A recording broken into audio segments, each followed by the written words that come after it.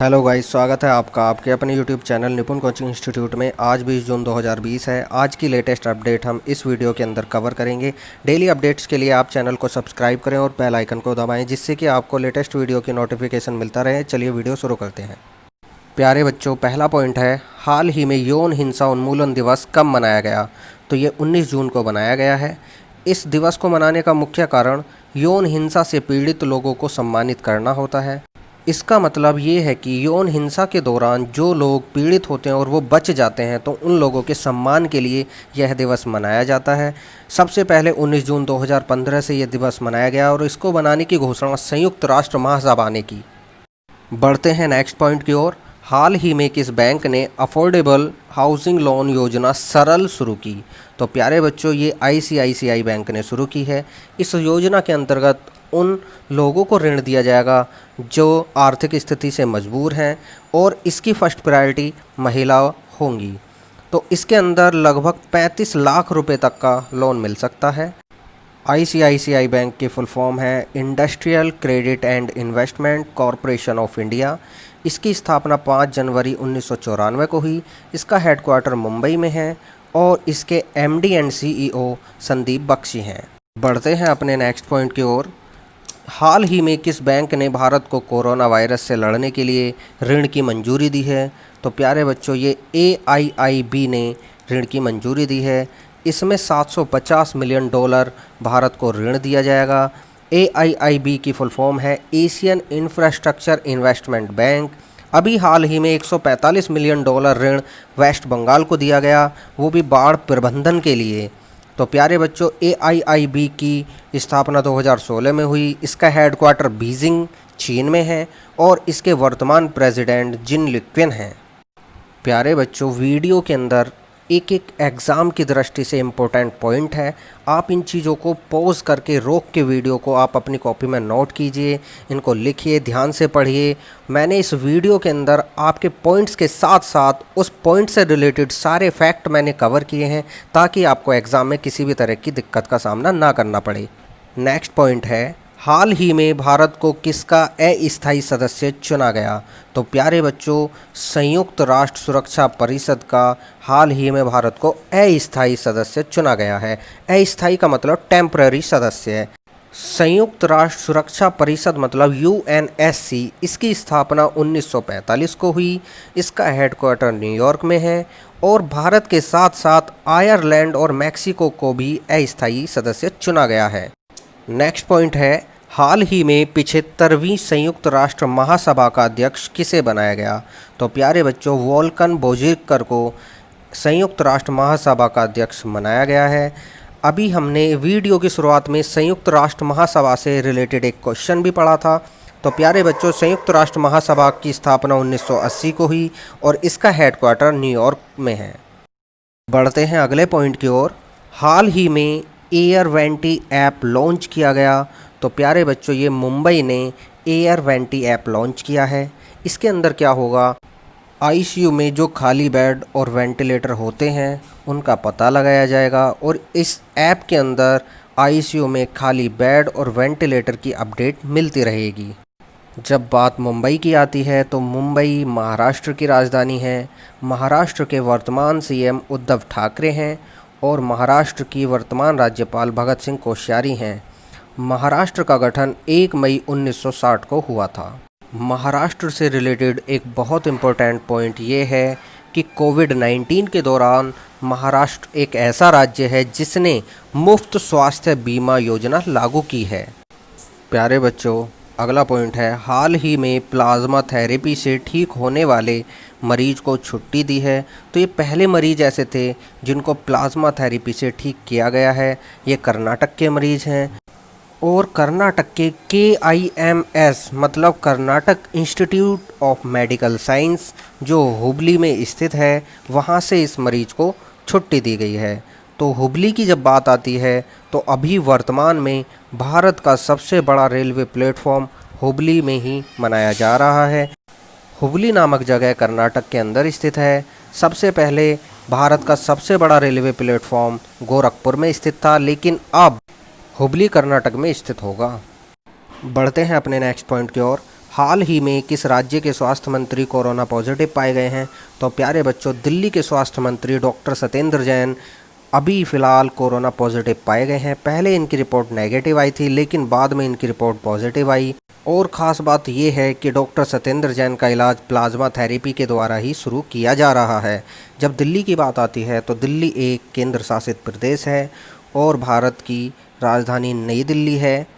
दिल्ली में ही कोविड-19 के दौरान 5T प्लान, ऑपरेशन शील्ड और खाली बेड के लिए ऐप जारी किया गया। प्यारे बच्चों, दिल्ली में स्थित राधा स्वामी सत्संग सेंटर कोविड-19 के पेशेंट्स के लिए 10,000 बेड वाला सबसे बड़ा दिल्ली का क्वारंटीन सेंटर घोषित किया गया है। बढ़ते हैं अपने नेक्स्ट पॉइंट की ओर। हाल ही में द्वितीय विश्व युद्ध की 75वीं विजय दिवस परेड में भारत अपने सैन्य दल को भेजेगा, जो कि रूस के अंदर होगी। 9 मई को विजय दिवस मनाया जाता है। इस बार 24 जून को विजय दिवस परेड मनाई जाएगी रूस में, और भारत इसमें अपने पूरे सैन्य दल को भेजेगा। पूरे सैन्य दल के अंदर भारत की तीनों सेनाएं, जल सेना, नौसेना और थल सेना, तीनों सेना की एक एक टुकड़ी भारत की तरफ जाएगी, जो कि रूस के अंदर 75वीं विजय दिवस परेड में भाग लेगी। जब प्यारे बच्चों रूस की बात आती है तो रूस की राजधानी का नाम मॉस्को है। रूस के वर्तमान प्रेसिडेंट व्लादिमीर पुतिन हैं। प्यारे बच्चों, हमारा नेक्स्ट पॉइंट है, IIT कानपुर ने पर डे कितने मास्क का उत्पादन करने की घोषणा की है? तो प्यारे बच्चों, 25,000 मास्क का पर डे उत्पादन करने की घोषणा की है। IIT कानपुर मतलब Indian institute of technology Kanpur ने। इसके अंदर क्या होगा, N95 और N99 नंबर के मास्क बेचे जाएंगे, उनका उत्पादन किया जाएगा। और IIT कानपुर की स्थापना 1959 को हुई, जिसके वर्तमान प्रेसिडेंट के राधाकृष्णन हैं। प्यारे बच्चों, नेक्स्ट पॉइंट है, हाल ही में किस बैंक ने अपनी लोन प्रक्रिया को पूरी तरह से डिजिटल बना दिया?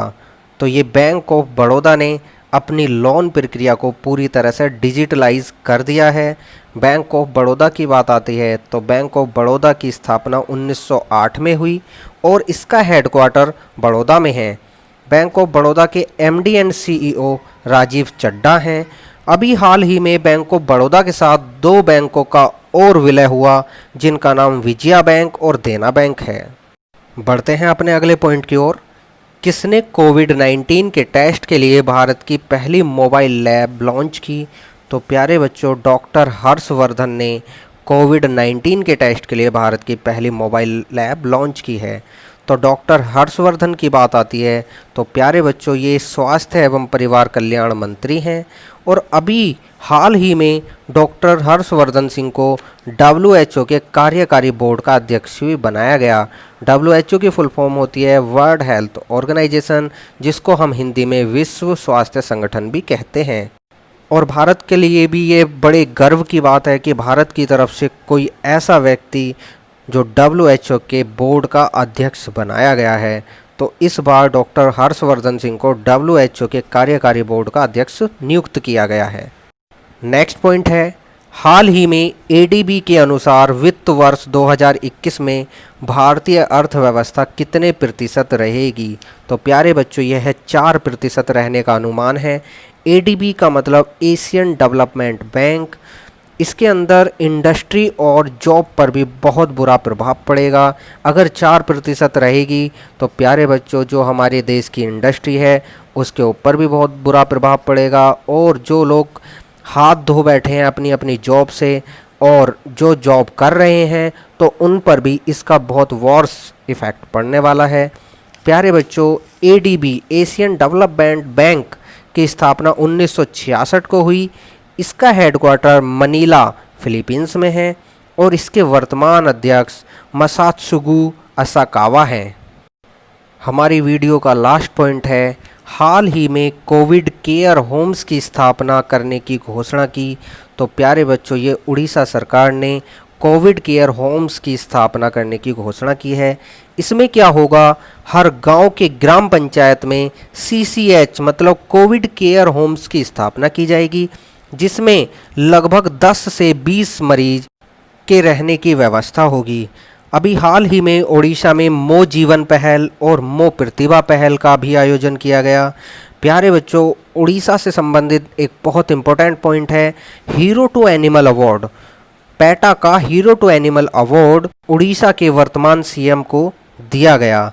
तो जो उड़ीसा के वर्तमान सीएम मतलब वर्तमान मुख्यमंत्री नवीन पटनायक जी हैं, इनको पेटा का हीरो टू एनिमल अवार्ड दिया गया है। उड़ीसा की बात आती है तो उड़ीसा की राजधानी का नाम भुवनेश्वर है। उड़ीसा के वर्तमान चीफ मिनिस्टर नवीन पटनायक हैं। उड़ीसा के राज्यपाल गणेशी लाल हैं और उड़ीसा का गठन 1 अप्रैल 1936 को हुआ था। तो प्यारे बच्चों, वीडियो के अंदर हमने ज़्यादा से ज़्यादा इम्पोर्टेंट अपडेट्स को कवर किया है और इन अपडेट से रिलेटेड जितने भी फैक्ट हैं वो भी हमने कवर किए हैं, जो कि आपके एग्ज़ाम की दृष्टि से बहुत ही इंपॉर्टेंट है। वीडियो पसंद आए तो लाइक एंड शेयर करना, सब्सक्राइब करना बिल्कुल मत भूलना, जिससे कि आपको लेटेस्ट वीडियोस की नोटिफिकेशन भी मिलती रहे। प्यारे बच्चों, अगर आपको इस वीडियो के अंदर किसी भी पॉइंट से कोई भी डाउट है तो आप कमेंट करना बिल्कुल ना भूलें। कमेंट करें हमें, ताकि हम अपनी अगली वीडियो में आपकी समस्या को दूर कर सकें। बहुत बहुत धन्यवाद। जय हिंद।